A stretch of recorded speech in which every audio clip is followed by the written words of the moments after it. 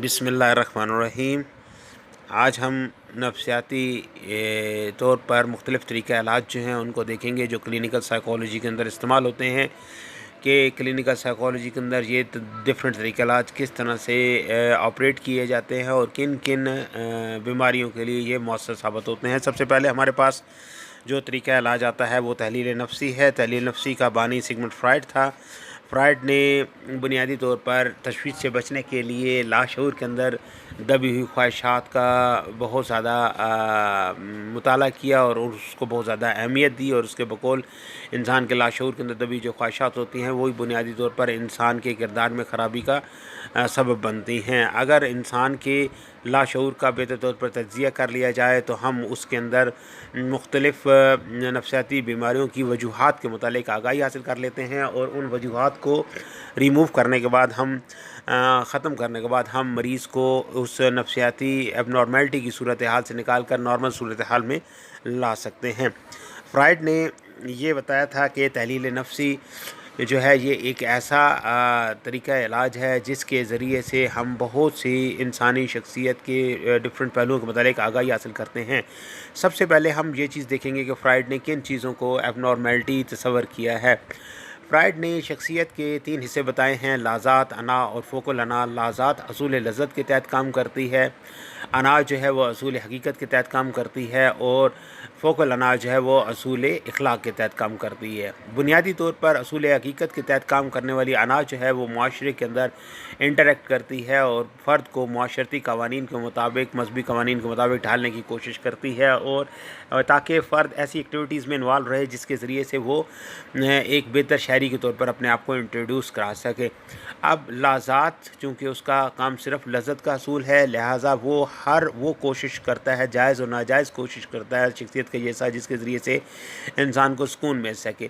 और on the other hand जो है वो हमारे पास फ़ोकल अना आता है जिसका ताल्लुक़ इन माशरती कवानीन के साथ है, मजहबी कवानीन के साथ है। वो अना के ऊपर एक दबाव डालते हैं कि वो इखलाकी कदरों की पैरवी करें, इखलाकियात से बाहर किसी एक्टिविटी में इन्वॉल्व ना हों, जबकि लाज़ात जो है वो सिर्फ लज़्ज़त की बात करती है, और फ़ोकल अना जो है वो उसके मुकाबले में उसके बिल्कुल बरअक्स जो है वो इखलाक की बात करती है। इन दोनों के दरमियान तवाज़नी सूरत हाल अना जो है वो पैदा करने की कोशिश करती है। अगर किसी तरह से वो इस तवाज़नी सूरत हाल को पैदा ना कर सके और अना और फ़ोकल ये लाज़ात और फ़ोकल अना के दरमियान तवाज़नी हालत बिगड़ जाए तो इंसान एबनॉर्मल हो जाता है। उसके बाद उसने इंसानी ज़हन के 3 हिस्से बताए थे: शऊर, तहत शऊर और लाशऊर।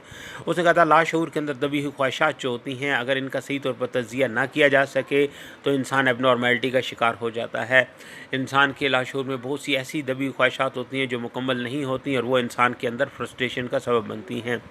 उसके बाद उसने 2 तहरीकों की बात की थी, एक तहरीक ज़िंदगी थी, एक तहरीक मौत थी। अगर इंसान के ऊपर जिबिल्लत मौत जो है वो हावी हो जाए तो उस सूरत में इंसान ख़ुदकुशी करता है, अपने आप को मारने की कोशिश करता है या दूसरों को नुकसान पहुंचाने की कोशिश करता है, और ये एक एबनॉर्मल जो है वो रवैया है। अगर जिबिल्लत मौत इंसान पर गालिब हो जाए तो इंसान नॉर्मल नहीं रह सकता। उसके बाद उसने बताया था कि वो तमाम लोग जो कि बहुत ज़्यादा मदाफ़ती मैकानियत के निज़ाम को इस्तेमाल करते हैं वो एबनॉर्मल लोग होते हैं। ये वो लोग होते हैं जो कि मुआशरे के अंदर हर काम के हवाले से कोई ना कोई बहाना ढूंढते रहते हैं, कोई ना कोई वो डिस्टर्बेंस का शिकार रहते हैं, यानी वो अपनी ज़ात पर किसी किस्म का कोई ब्लेम नहीं आने देते। वो मुआशरे को बुरा भला कहते रहते हैं, दूसरे लोगों को बुरा भला कहते रहते हैं, और अपनी ख़ामियों को कभी भी वो ख़ामियाँ तस्वर नहीं करते, और ये भी एक एबनॉर्मल वे ऑफ थिंकिंग या बिहेवियर जो है बकौल सिगमंड फ्रायड के एग्जिस्ट करता है। इसके अलावा लास्ट बात जो उसने बताई थी वो ये बताई थी कि इंसान जो है वो इब्तदा में अपनी डेवलपमेंटल स्टेजेस जो हैं उनसे गो थ्रू होता है, और जब वो डेवलपमेंटल स्टेजेस से गो थ्रू होता है तो अगर किसी स्टेज के ऊपर इंजमात की कैफियत आ जाए तो उस सूरत में फ़र्द जो है वो एबनॉर्मेलिटी का शिकार हो जाता है। तो ये उसने कुछ वजूहात बताई थी जो उसने बताई थी जिनकी वजह से इंसान एबनॉर्मल जो है वो तस्वर होता है। अब उसने ये कहा था कि इन तमाम के नतीजे में हमने अपना जो तरीक़ा इलाज इस्तेमाल करना है वो तहलील नफ्सी का तरीक़ा इलाज है। इसमें सबसे पहली चीज़ जो होती है वो होती है कि मुआलिज और मक्कल के दरमियान एक ताल्लुक़ या रेपो जो है वो कायम होती है। ये रेपो जो होती है ये बुनियादी तौर पर ट्रस्ट लेवल जो है वो उसको इंडिकेट करती है। अगर मरीज़ मुआलिज पर अपना ट्रस्ट करता है, ट्रस्ट शो करता है, तो उसके नतीजे में मरीज़ जो है वो बहुत अच्छी तरह से अपने आप को जो है वो प्रेजेंट करता है, और मुआलिज उसके लाशऊर के अंदर दबी हुई ख्वाहिशात जो होती हैं या लाशऊर के अंदर जितने एहसासात और ख़यालात मौजूद होते हैं उनके मुतालिक आगाही हासिल कर लेता है। और जब एक ट्रू फॉर्म में कोई भी क्लाइंट जो है वो मुआलिज को अपनी डिटेल बीमारी के मुतालिक बताता है, तो उसके लिए उसका इलाज करना आसान हो जाता है। इसके लिए जो मुस्बत रेपो फॉर्मेशन है या पॉजिटिव जो ताल्लुक़ उनका बनता है, इसको फ्राइड ने बहुत ज़्यादा अहमियत दी है। अगर ये ताल्लुक़ नेगेटिव बन जाए, मनफी जो है वो बन जाए, तो उस सूरत में मरीज़ जो है वो मुआलिज पर यकीन नहीं करेगा और किसी किस्म की कोई मालूमात उसे नहीं देगा, जिसके नतीजे में उसका इलाज करना तकरीबन मुश्किल ही नामुमकिन हो जाएगा। चूँकि मालूमात सही नहीं है, लिहाजा साइकोलॉजिस्ट सही तरह से उनका ट्रीटमेंट जो है वो नहीं कर पाएगा। अब तहलील नफ्सी का जो तरीका है उसके अंदर मुख्तलिफ़ किस्म के जो है वो स्टेप्स मौजूद हैं। हम उनको वन बाई वन देखेंगे। सबसे पहले हमारे पास आज़ाद तलाज़म है, दूसरा हमारे पास मज़ाहमतों का तज्ज़िया होता है, तीसरा ख्वाबों का तज्ज़िया है, चौथा जो है वो इंतकालियत है, और पाँचवा जो है वो इलाज का ख़ात्मा जो है वो होता है। अब अगर हम देखें तो आज़ाद तलाज़म के अंदर जो है वो बुनियादी तौर पर फ़र्द जो होता है वो उसको कहा जाता है कि वो अपने जिस्म को बिल्कुल ढीला छोड़ दे। वो जब साइकोलॉजिस्ट के पास जाता है उसे लिटा दिया जाता है, और उसके बाद वहाँ लिटाने के बाद उससे मुख्तलिफ़ सवाल जो है वो किए जाते हैं, और उन सवालात से उनको जो है वो उसके बैकग्राउंड में मौजूद जो ख़यालात होते हैं उनके मतलब आगाही जो है वो हासिल की जाती है। तो आज़ाद तलाज़म के अंदर फ़र्द को ये कहा जाता है कि जो कुछ उसके ज़हन में आ रहा है वो बयान करना शुरू कर दे, बग़ैर किसी हेजिटेशन के, बग़ैर इस चीज़ के सोचे कि वो जो चीज़ बयान कर रहा है क्या वो ठीक है या गलत है, वो मजहबी तौर पर एक्सेप्टेबल है नहीं एक्सेप्टेबल है, अखलाकी तौर पर एक्सेप्टेबल है नहीं एक्सेप्टेबल है।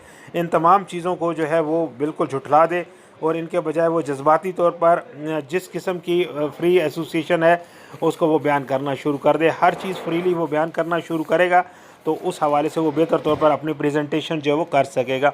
आम तौर पर फ़र्द उन तमाम ख़यालात को जिनको शर्मनाक, बेहुदा और नामाकूल समझता है उनका इज़हार नहीं करता, और ऐसे ख़यालात ही इंसान के अंदर एबनॉर्मेलिटी पैदा करते हैं। इनसे बचना जो है वो बहुत ज़्यादा ज़रूरी है। तो पहला जो हमारे पास तरीक़ाकार आता है वो आज़ाद तलाज़म का आता है, जिसमें मुआलिज को ये कहा जाता है कि वो किस तरह से मरीज़ के साथ इंटरेक्ट करते हुए उसके बैक माइंड में जितने ख़यालात दबे हुए हैं, छुपे हुए हैं, जो उसके लिए ख़राबी पैदा करते हैं, उनसे आगाही हासिल कर सके, और फिर उसके उन्हीं ख़यालात का तज्ज़िया करने के बाद उसकी बेहतर तौर पर ट्रीटमेंट जो है वो कर सके। तो ये सारी चीज़ जो है वो आती है हमारे पास फ्री एसोसिएशन या आज़ाद तलाज़म की सूरत में। इंशाल्लाह इसको हम नेक्स्ट आगे लेकर चलेंगे, and that will be helpful for us in the future, कि हमने किस तरह से इस ट्रीटमेंट को अप्लाई करना है जो सिगमुंड फ्राइड ने हमें तहलील नफ्सी का तरीका इलाज बताया है। Any question related to this topic अगर आपके ज़हन में आता है, you can ask, I will answer you. May God bless you.